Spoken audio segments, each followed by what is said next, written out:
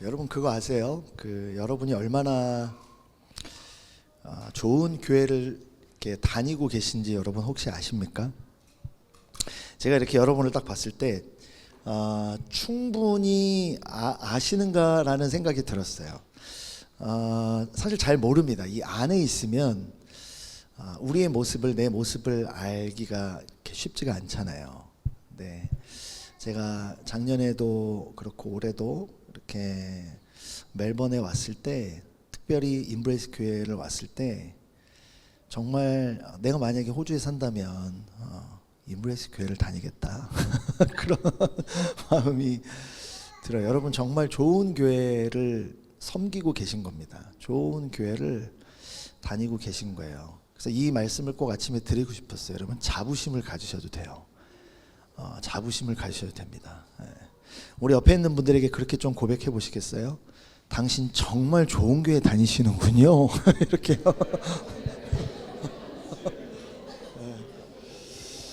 네. 여러분이 얼마나 좋은 교회를 다니고 계신지 한국 오시면 여러분 저희 교회를 한번 오세요. 그러면 그걸 제가 확 느끼게 해드릴 테니까.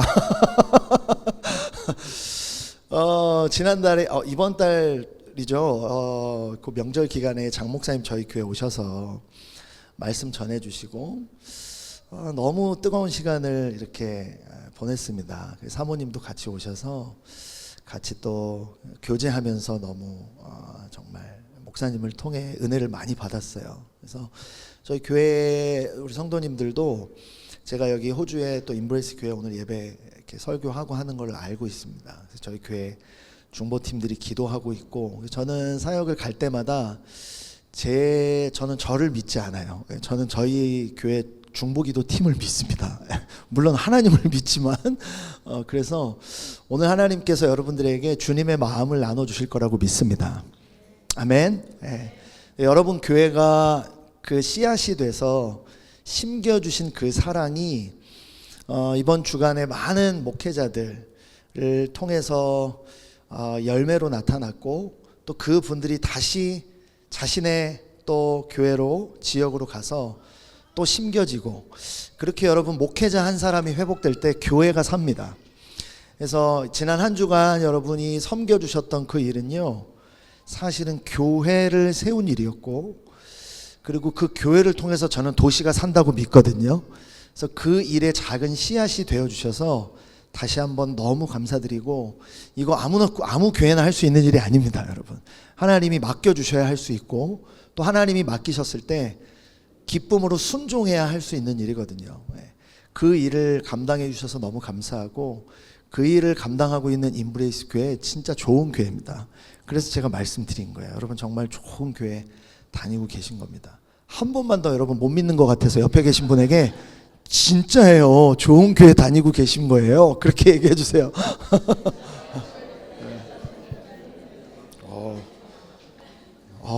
시키는 대로 잘하시네요. 네. 저는요 개인적으로 시간에 대한 관심이 되게 많습니다. 시간, 그러니까 지금이 어느 때인가에 대한 늘 관심과 관찰이 있어요. 왜냐하면 그 시간을 알아야 시즌을 알 수 있고, 그 시즌을 알아야 내가 어떻게 행동해야 하는지를 알 수 있기 때문에 그래요. 예를 들면 이런 겁니다. 여러분 지금 한국은 점점 계절이 겨울로 가고 있어요. 호주는 지금 어디로 가고 있죠? 여름, 봄, 여름으로 가고 있어요. 시즌이 다르죠. 그러니까 시즌이 다르기 때문에 여러분들은 점점, 오늘 약간 좀 아침에 쌀쌀하긴 하지만 점점 이제 두꺼운 옷을 집어넣고 가벼운 옷으로 갈아입는 행동의 전환을 하실 겁니다. 근데 제가 호주에 여기 2주 동안 왔다 한국에 가는데, 호주에 와보니까 호주가 너무 좋아요. 그래서 호주 사람으로 살고 싶어요. 그래서 한국에 갔는데 겨울이 오는데 점점 저는 계속 반팔을 입고 다니는 거예요. 왜요? 나는 호주가 좋으니까. 나는 호주인처럼 살 거야 라는. 근데 여러분 그거는 사실은 시간을 잘못 읽은 거죠. 시즌을 잘못 해석한 겁니다. 저는 시간에 관심이 많아요. 하나님의 시간, 그러니까 하나님의 때에 대한 관심이 많습니다. 그 하나님의 시간과 때를 알아야 내가 어떻게 행동해야 할지, 더 나아가서 어떻게 살아가야 할지가 명확해지기 때문에 그래요. 요즘은 사실은 전자시계가 다 이렇게 쓰지만 예전만 해도 지금 뭐 집에도 저기도 지금 시계가 걸려 있거든요. 지금 시간이 10시 47분 48분 요 시간을 지나고 있는 것 같아요. 여러분 이런 시계를 우리가 보통 보죠. 시계 혹시 그림 하나 띄워봐 주시겠어요? 여러분 이거 못 읽으시는 분 없을 거예요. 지금 몇 시 몇 분이에요? 9시 30분. 몇 초? 10초. 2초 아닙니다. 저는 어릴 때 이게 2초인 줄 알고 어릴 때 다 그런 경험 있잖아요. 9시 30분 2초. 네. 그게 아니라 9시 30분 10초예요. 이게 정확한 시간입니다. 정확한 시간이에요. 제가요, 저희 집에 예전에 이런 시계가 걸려 있었거든요. 그러니까 시침, 초침, 분침, 시침 세 개의 바늘을 통해 우리는 시간을 읽습니다. 근데 여러분 그런 경험 있지 않으세요?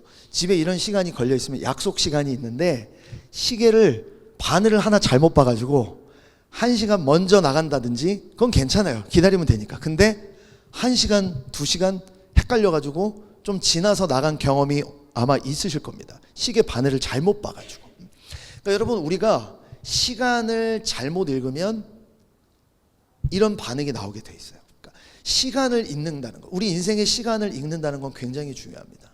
굉장히 중요해요. 다음 사진 한번 보여주시겠어요? 여러분 이거는 몇 시 몇 분일까요?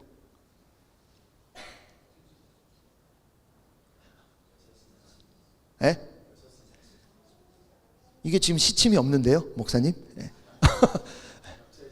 겹쳐 있어서 목사님 역시 깊으십니다. 깊도다. 예. 전 그 생각은 못했어요. 제가 시침을 뺐거든요. 예. 그러니까 여러분 지금 시침이 없으니까 정확한 시간을 읽을 수가 없죠. 그 다음 그림 보세요. 자, 이거는요 분침이 없습니다. 지금 9시라는 건 알아요. 초도 알 수 있어요. 근데 몇 분인지를 알 수 없는 거예요. 몇 분인지를. 이 다음 사진을 보시겠어요? 이건 지금 뭐가 없어요? 초침이 없어요. 초침. 몇 초인지. 그러니까 더 정확한 시간을 알 수 없는 그림인 거죠. 저는요 이 시간을 이렇게 이해합니다. 마지막 사진 좀 보여주시겠어요?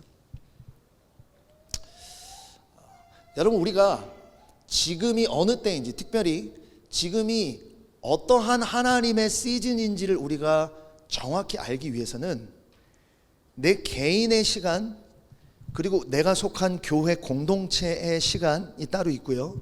그리고 더 나아가서는 우리 교회 공동체가 속해 있는 도시 혹은 열방, 전 세계 가운데 하나님이 지금 어떻게 움직이고 계신지 그 하나님의 시간을 함께 종합적으로 보는 것이 너무 중요합니다.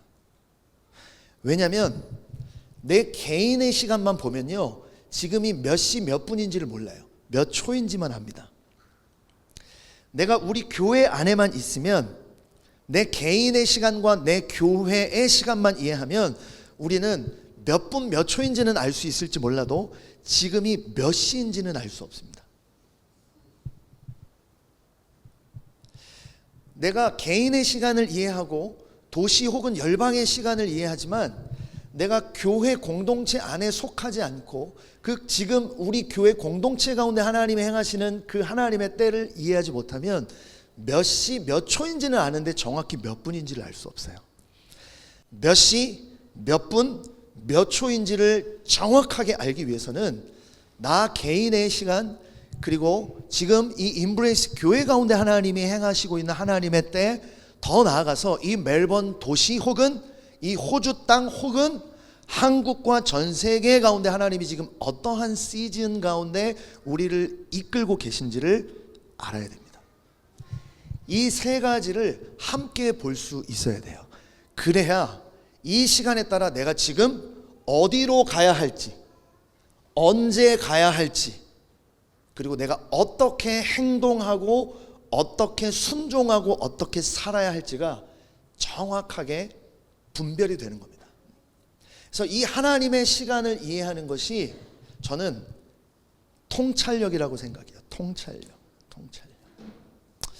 제가 오늘 그냥 여러분 제가 사실 제가 그런 사람이 아닌데 제가 굉장히 나름 체계적인 사람입니다. 여러분 믿지 못하시겠지만 그래서 저는 설교도 원고대로 하고, 근데 지금 제가 여기 나와 있잖아요. 원고는 뒤에 있고 네, 저는 교회에서 원고 보고 설교하거든요. 제가 그냥 성령의 감동에 따라 해도 되겠죠? 별로 반응이 없으신 것 같아서 원고 보고 하겠습니다. 그냥 제가 그냥 제 마음의 감동을 따라서 갈게요. 그 뒷부분에 보면요, 죄송해요. 제가 그 보내드린 것보다 좀 뒤쪽으로 한번 가봐 주시겠어요? 어떤 말씀이냐면 역대상 12장 32절 말씀입니다. 이스라엘 지파 중에 이사갈이라는 지파가 있어요. 근데 이 이사갈 지파를 향해서 하나님께서 뭐라고 말씀하셨냐면, 자, 우리 같이 한번 읽어볼까요? 시작. 이사갈 자손 중에서 시세를 알고 이스라엘 마땅히 행할 것을 아는 우두머리가 200명이니 그들은 그 모든 형제를 통솔하는 자다라고 얘기합니다. 자, 이 이사갈 지파의 두 가지 특징이 있어요. 첫 번째는 시세를 아는 지혜가 있습니다. 두 번째는 마땅히 행할 것을 아는 지혜가 있어요. 이사갈 지파의 특징은 뭐냐면 시세를 알고 마땅히 행할 것을 아는 것입니다. 여러분, 이 이사갈 지파는요, 내가 지금 어디에 있어야 하고 무엇을 해야 하고 내가 어디를 향해 가야 하는지를 정확히 아는 사람들이었어요. 그들이 그것을 알 수 있었던 이유는 딱 하나입니다. 시세를 알았기 때문에 그래요. 시세. 여러분, 요즘에 금 시세가 얼마입니까? 자, 하나님 나라에만 관심이 있으셔서 이 세속적인 금 같은 거에는 그냥 그죠? 여러분, 요즘에 부동산 시세가 어때요? 멜번에. 한국의 부동산 시세는 어떨까요? 주식 시세는 어떤가요?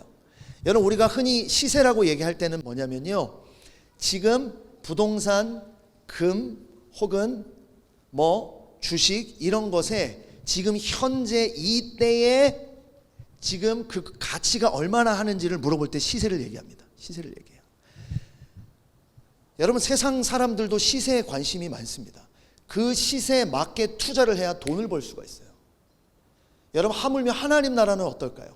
하나님의 나라의 그 시간, 그 때를 잃지 못하면 우리는 마땅히 행할 것을 알 수가 없습니다. 하나님의 시간, 이 시세를 우리가 아는 지혜가 있어야 내가 어디에서 무엇을 해야 할지가 명확해지는 거예요. 그래서 저는 하나님의 시간에 굉장히 관심이 많아요. 제가 구약 성경을 보니까 이 역대상 말씀에 시세를 알고 할 때 이 시세라는 단어가 다른 성경 말씀의 원어로 대부분의 다른 성경 말씀에는요, 뭐라고 번역이 되어 있냐면 명철함이라고 되어 있어요. 명철함. 여러분, 시편에 보면 지혜와 명철이라고 얘기하잖아요. 명철의 뜻을 우리가 잘 알지 못합니다. 근데 그 명철의 뜻이 뭐냐면요, 하나님의 시간을 이해하는 지혜예요. 하나님의 때를 이해하는 지혜, 그게 바로 명철입니다. 그러니까 이 이사갈 지파는 어떤 사람들이었냐? 명철한 사람들이었어요.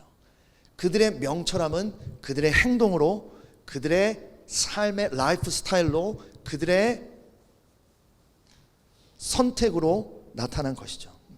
여러분, 이 이사갈 지파가 실제로 보세요. 이스라엘이 마땅히 행할 것, 시세를 알고 마땅히 행할 것을 아는 우두머리가 200명이래요. 그러면서 뭐라고 얘기합니까? 그들은 그 모든 형제를 통솔하는 자였다고 얘기합니다. 여러분, 이 이사갈 지파는요, 사실은 뭐 유다 지파, 레위 지파 뭐 이런 지파에 비하면 사실은 우리가 그렇게 많이 들어본 지파가 아니에요.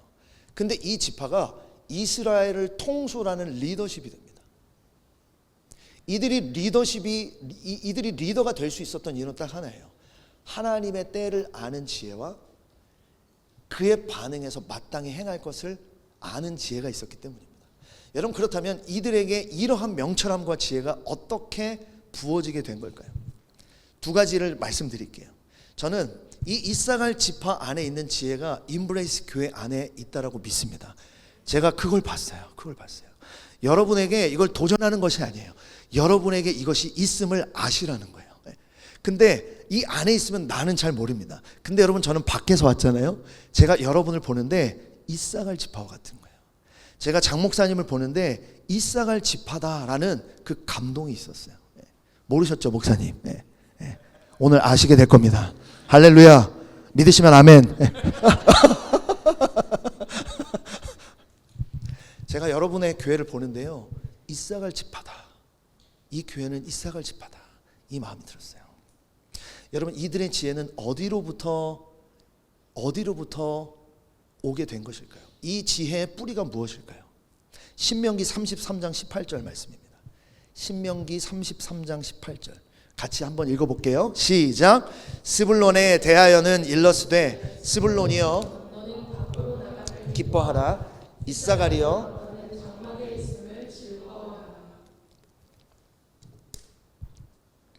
이 스불론과 이사갈에 대한 예언입니다.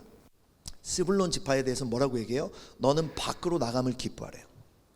이 스불론 지파의 부르심은 뭐냐면 밖으로 나가는 거예요. 싸우는 거예요. 근데 이사갈에게는 뭐라고 얘기합니까? 너는 장막에 있음을 기뻐하래요. 장막에 있음을 기뻐하래요. 여러분, 장막은 뭐 하는 곳이에요?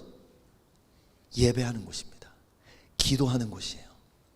여러분, 이사갈 지파의 명철은, 그 시세를 아는 지혜는 어디로부터 온 것이냐면 하나님 앞에 머무는 그 예배와 기도를 통해서, 다시 말해 하나님과 친밀한 그 관계 속에서 그들에게 지혜가 부어진 거예요.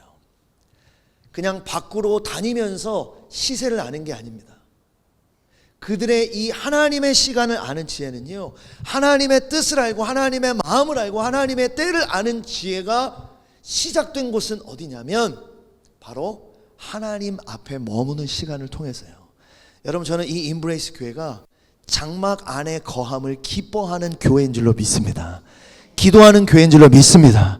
예배하는 교회인 줄로 믿습니다. 할렐루야. 네. 여러분, 이 때와 이 시즌을 읽을 수 있는 놀라운 분별력과 통찰력을 여러분들에게 주셨어요. 여러분들에게 주셨어요. 그러니까 이 이사갈 지파는 하나님을 아는 데 헌신된 자들이었어요. 하나님을 아는 데 헌신된 자들이었어요. 물론 임브레이스 교회가 많은 사역을 하고 밖으로 나가서 많은 사역을 통해 섬기고 있는 교회인 것을 제가 알아요. 근데 여러분, 모든 섬기는 일에는 지혜가 필요합니다. 지혜가 필요해요. 근데 그 지혜가 어디로부터 주어집니까? 하나님 앞에 기도하고 예배하는 그 시간, 하나님 앞에 나아가는 시간, 하나님 앞에 나아가는 그 시간에 헌신하는 교회, 그것이 임브레이스 교회인 거죠. 두 번째는요, 창세기 49장 14절 말씀을 한번 읽어볼게요. 시작. 이사갈은 양의 우리 사이에 꿇어앉은 건장한 나귀로다. 자, 이사갈을 이렇게 표현해요.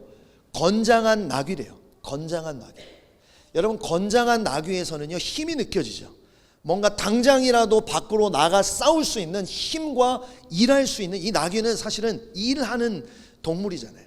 섬길 수 있는, 일할 수 있는, 사역할 수 있는 그 힘이 있어요. 건장하다라는 것은 힘을 가지고 있는 겁니다. 능력이 있는 거예요. 충분히 할 수 있는 은사와 재능과 힘과 능력이 있는 거예요. 근데 지금 건장한 나귀가의 자세가 뭐냐면요, 꿇어 앉아 있는 거예요. 무릎 꿇고 있는 거예요. 여러분, 건장한 나귀가 무릎 꿇고 있다는 건 뭐냐면요, 그 힘을 쓸 수 있지만, 능력이 있지만 주인이 명령하실 때까지 기다리는 거예요. 내가 내 힘과 능력을 발휘할 수 있지만, 충분히 하나님을 위해서 지금 어딘가로 달려갈 수 있지만, 달려가기 전에 뭐부터 하는 거예요? 순종하는 것입니다. 주인이 말씀하실 때까지 기다리는 거예요. 여러분, 이사갈 지파의 그 놀라운 명철함과 지혜가 어디로부터 나온 것이냐면, 첫 번째, 장막 안에 거하는 주님 앞에 머무는 그 시간과 더불어서 많은 재능과 능력과 은사와 당장이라도 무언가를 할 수 있는 힘을 가졌지만, 그러나 스스로 움직이지 않아요. 주인이 말씀하실 때까지 기다리는 것입니다. 주인의 음성에 따르는 것입니다. 이것이 바로 이사갈 지파의 명철함의 근원인 거예요. 그 결과로 아까 역대상 12장 32절에 시세를 알고 이스라엘이 마땅히 행할 것을 아는 우두머리 200명이 이사갈에서 나온 거예요. 그들은 그 모든 형제, 다시 말해 12지파의 모든 형제를 통솔하는 핵심 리더십이, 이스라엘의 진짜 리더십은 어디에서 나온 거냐면 이 이사갈에서 나온 거예요. 이사갈.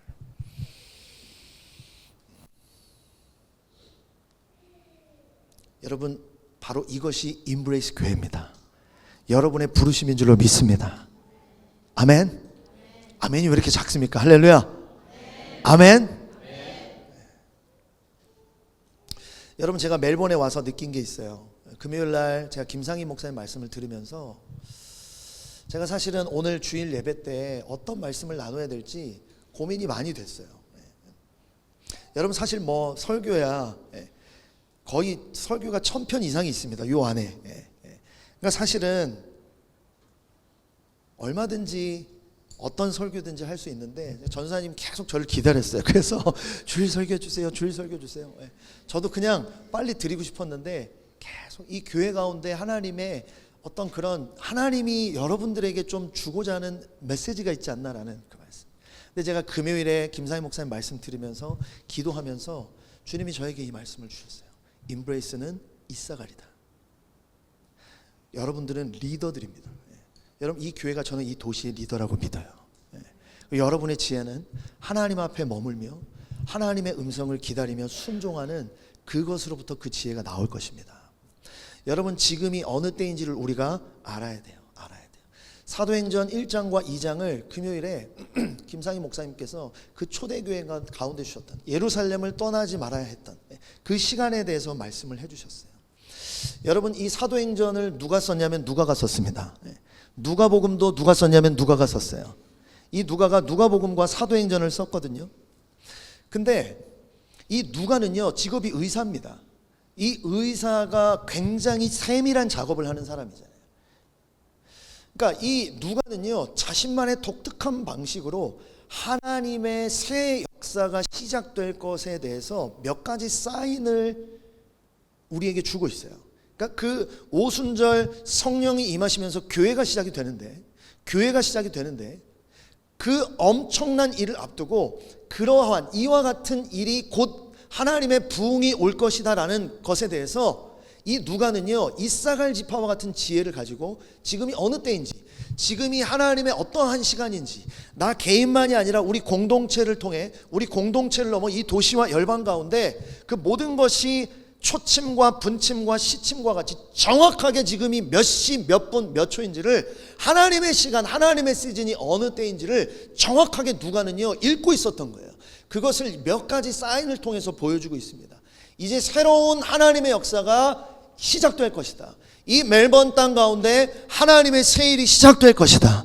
이 임브레스 교회 가운데 하나님이 새 일을 시작할 것이다. 그 사인을 주고 계신 거예요. 한번 보시기 바라요. 첫 번째, 누가복음 24장 51절 53절 말씀에 보면요, 축복하실 때 그들을 떠나 하늘로 올려지시니 그들이 그에게 경배하고 큰 기쁨으로 예루살렘으로 돌아가 늘 성전에서 하나님을 찬송했대요. 자, 예수님이 죽으시고 부활하시고 승천하셨습니다. 빠이빠이 하셨어요. 그리고 제자들이 남았죠. 그 제자들이 예루살렘으로 돌아갔어요. 왜요? 예루살렘을 떠나지 말라고 했으니까. 그게 금요일에 김사희 목사님 선포해 주신 말씀이었어요. 그들이 예루살렘에서 뭐 했냐면 53절에 늘 성전에서 하나님을 찬송했대요. 늘 성전에서 하나님을 찬송했대요. 근데 여러분, 사도행전 1장으로 가보십시오. 누가복음과 사도행전은 한 사람이 쓴 책입니다. 누가가 쓴 책이에요. 근데 같은 상황, 똑같은 지금 상황을 사도행전에서는 누가가 뭐라고 기록을 하냐면, 제자들이 감람원이라는 산으로부터 예루살렘으로 돌아왔대요. 이 산은 예루살렘에서 가까워 안식일에 가기 알맞은 길이라 들어가 그들이 유하는 다락방으로 올라갔대요. 예수님이 죽으시고 부활하시고 승천하신 이후에 제자들이 예루살렘으로 갔어요. 누가복음에서도 사도행전에서도 똑같이 그걸 전하고 있습니다. 근데 누가복음에서는 그 제자들이 모여있던 곳을 성전이라고 얘기하고, 사도행전에서는 똑같은 상황에서 똑같은 사람들이 다락방에 있었다라고 얘기합니다. 왜 똑같은 사람들이 똑같은 장소에 있었는데 한 곳에서는 성전이라고 얘기하고 한 곳에서는 다락방이라고 표현을 바꿨을까요? 예루살렘으로 돌아온 제자들은요, 두 그룹으로 나눠서 한 그룹은 성전에 있고 한 그룹은 다락방에 있었던 게 아닙니다. 그들은 한 곳에 있었어요. 근데 누가복음에서는 성전으로 표현하고 사도행전에서는 다락방으로 표현한 거예요. 마치 다른 장소에 있는 것처럼 의도적으로 이 표현을 쓴 거예요. 여러분, 지금 누가는요, 암시하고 있는 겁니다. 전통과 형식만 남아버린 옛 부대인 성전 시대가 끝나고 새 부대로서 다락방, 그 다락방에서 교회가 시작이 돼요. 이제 새 부대인 교회 시대가 시작될 것을 지금 이 단어와 문자를 통해서 우리에게 암시해주고 있는 거예요. 뿐만 아닙니다. 새로운 장소에 이어서 새로운 질서가 시작이 돼요. 사도행전 1장 13절입니다. 제자들의 이름이 언급이 돼요. 그들이 유하는 다락방으로 올라가니. 자, 120명의 제자들이 다락방에 함께 있었어요. 거기 있었던 자들이 누굽니까? 베드로, 요한, 야고보, 안드레와 빌립, 도마와 바돌로메와 쭉쭉쭉쭉 예수님의 제자들, 그 사도들의 이름이 언급이 됩니다. 근데 여러분, 예수님의 제자들 중에는 실제로 친형제 관계가 있었죠. 친형제. 누구예요? 베드로와 안드레죠. 그리고 야고보와 요한입니다. 베드로와 안드레가 형제고요, 야고보와 요한이 형제예요. 사복음서를 보면요, 항상 형제의 이름을 묶어둡니다.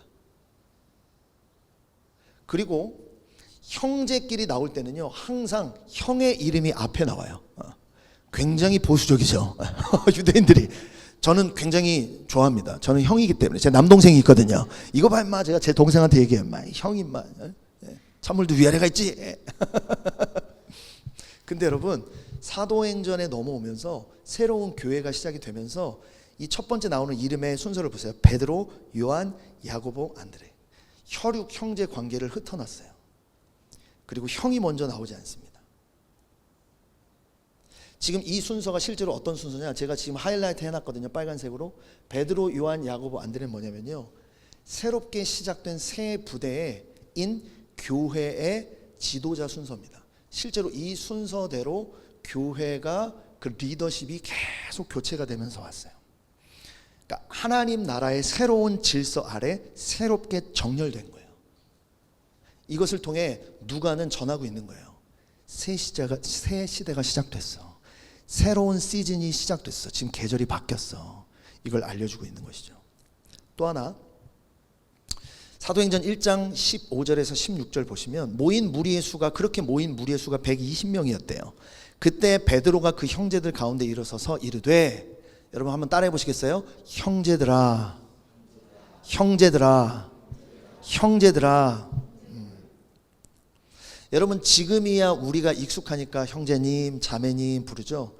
근데 이 당시만 해도요, 가족 친형제가 아닌 이상 형제라는 표현은 절대로 쓰지 않습니다. 베드로와 사도들은 알고 있었던 거예요. 새로운 시대가 시작됐다. 더 이상 혈육 관계를 넘어서는 그리스도의 피로 하나 된 하나님의 새로운 가족 공동체인 교회가 시작됐다라는 엄청난 선전포고인 것입니다. 그곳에 모인 자들에게, 120명에게 베드로가 얘기한 거예요. 나의 사랑하는 형제들아. 그리고 그 다락방에 모인 수가 120명이었어요. 여러분, 120이라는 숫자는요, 실제로 유대인들, 히브리인들이 공적으로 기관을 설립하거나 의회를 소집할 때 필요한 최소 인원이 120명입니다. 120명이에요. 그러니까 지금 누가는요, 여러 지금 방식을 통해서 새로운 시대가 시작되었다, 새 부대가 일어나고 있다라는 것을 지금 전하고 있는 거예요. 여러분, 여러분의 교회 가운데 새로운 일이 시작되었습니다. 이 멜번 도시 가운데 하나님의 새로운 부흥이 시작되었습니다. 저는 될 것입니다라고 얘기하지 않아요. 시작되었습니다. 할렐루야. 저는 그걸 봤어요. 제가 이 임브레이스를 보면서, 그리고 이 멜번 도시를 보면서 하나님이 새 일을 시작하셨구나. 저는 보여요.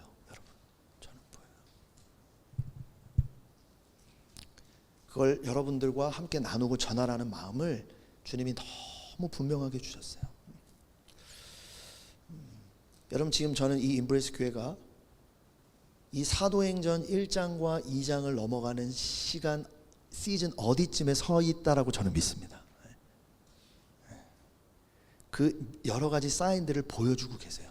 여러분들에게 더 분명하게 보여주실 것입니다. 여러분이 지금 하나님의 시간으로 들어왔어요. 하나님의 시간으로 들어왔어요. 그래서 여러분, 지금 필요한 건 뭐냐면 이사갈의 지혜가 필요합니다. 나만 보면 안 돼요. 여러분, 교회 공동체의 시간을 보셔야 돼요. 내 교회만 보면 안 돼요. 이 도시 안에 있는 다른 교회들과 이 도시의 시간을 함께 보셔야 돼요. 그래야 지금 하나님이 어디에서 어떻게 움직이고 계신지, 다시 말해 몇 시, 몇 분, 몇 초인지를 정확히 알 수 있어요. 그걸 알 때 우리가 마땅히 행해야 할 것을 알게 됩니다. 이 이사갈의 통찰력과 명철함이 인브레이스 온 성도들 위해 부어지게 되기를 주님의 이름으로 축복합니다. 할렐루야. 마지막 말씀에 좀 결론을 맺고 말씀을 마치려고 합니다. 여러분, 하나님의 시간 속에 새로운 페이지가 넘어가는 굉장히 중요한 시점에 여러분이 서 있습니다. 이 다음 페이지로 넘어가는 거예요. 이 다음 스테이지로 넘어가셔야 되는 거예요.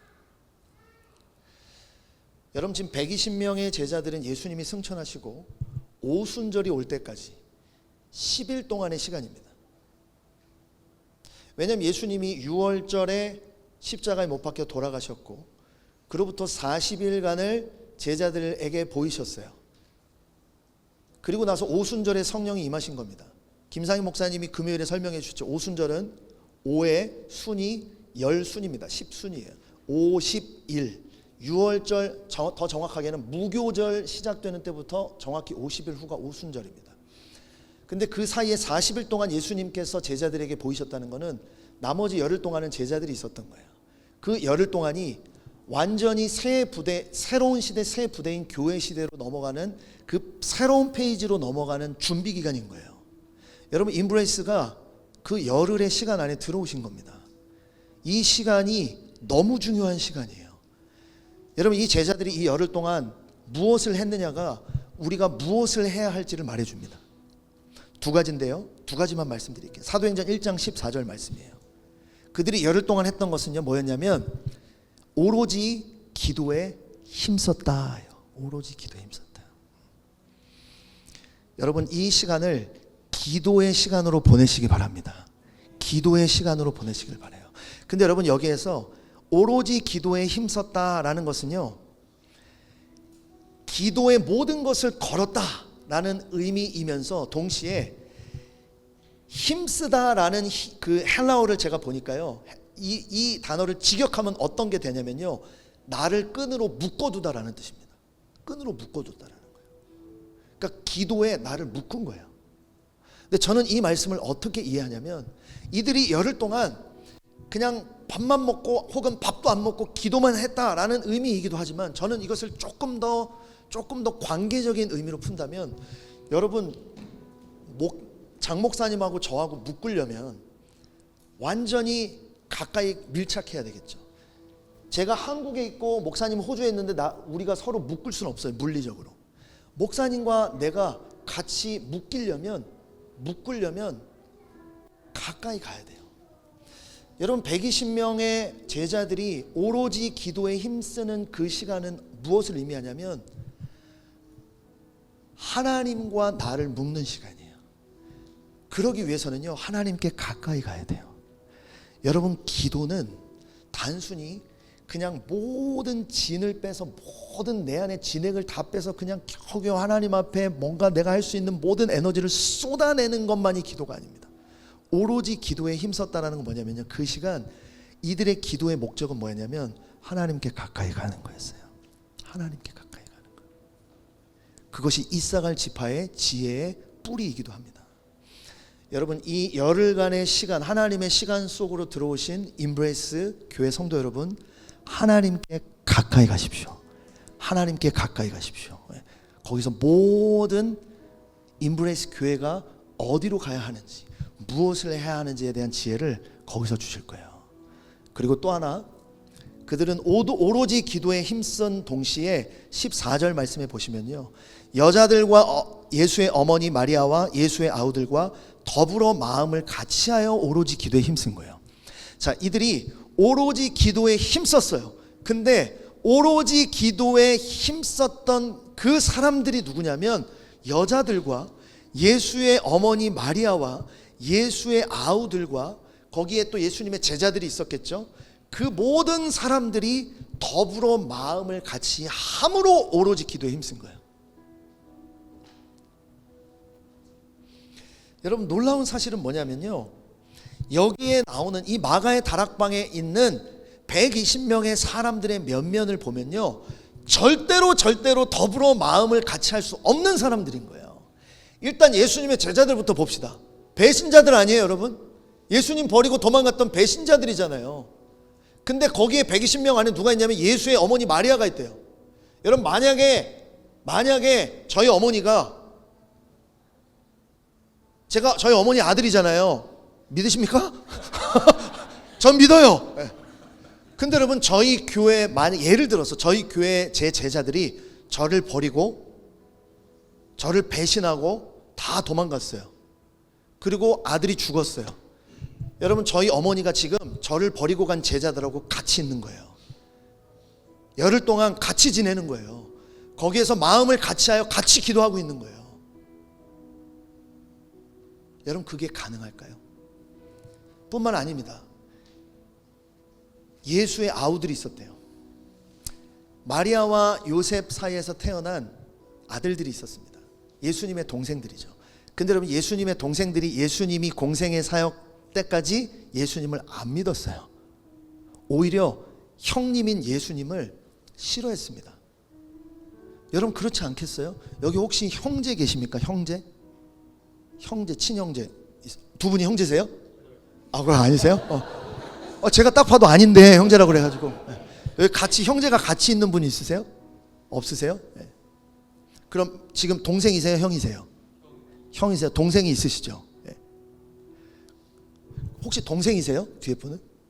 형이세요? 동생 없으세요? 여기 동생? 동생이세요? 언니가 있어요? 언니가 어느 날 자기가 메시아래. 언니가 어느 날 오더니 저기 있잖아, 나 사실 할 말이 있는데 나 메시아야. 그러면 바로 어떻게 하면 되냐면 일단 목사님을 찾아가세요. 찾아가셔서 목사님, 언니가 자기가 메시아래요. 이상해요. 우리 언니 좀 어떻게 좀 해주세요. 하지 않겠어요? 형제님의 동생이 어느 날 갑자기 자기가 예수래요. 여러분 한국에 36명의 예수가 계신 거 아십니까? 실제로 그래요. 여러분 이 상황에서 아우들이 예수님을 하나님의 아들로 믿는 건 불가능해요. 그 얘기 뭐냐면 이 예수의 아우들이요, 언제 믿게 됐냐면 예수님이 죽으시고 부활하시고. 제자들 입장에서는 억울하지 않겠어요? 여러분 여기 여자들이 나옵니다. 여자들과 예수의 어머니 마리아와 예수의 아우들. 이 여자들은 누구냐면요, 끝까지 예수님을 따랐던 자들이에요. 끝까지 믿음과 신앙을 지켰던 자들이에요. 여러분 역시 신앙은 여자가 좋습니다. 이 여인들이 볼 때 여기 모여있는 남자들은요, 죄송합니다 이런 표현을 써서 사람 같지도 않은 거예요. 여기 올 자격이나 있나? 여러분 지금 이 관계가 뒤섞여 있는 지금 장소가 마가의 다락방이에요. 근데 놀라운 것은 뭐냐면 이들이 오로지 기도에 힘썼다라는 것만이 아니라 그들이 기도했는데 어떻게 기도했냐면 더불어 마음을 같이 하여 기도한 거예요. 마음을 같이 하여 기도한 거예요.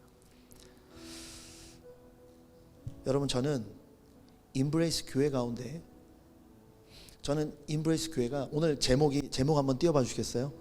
저는 이 제목에 좀 감탄을 했어요. 내가 이 제목을 정하더니. 여러분 같이 한번 읽어봐 주시겠어요? 시작.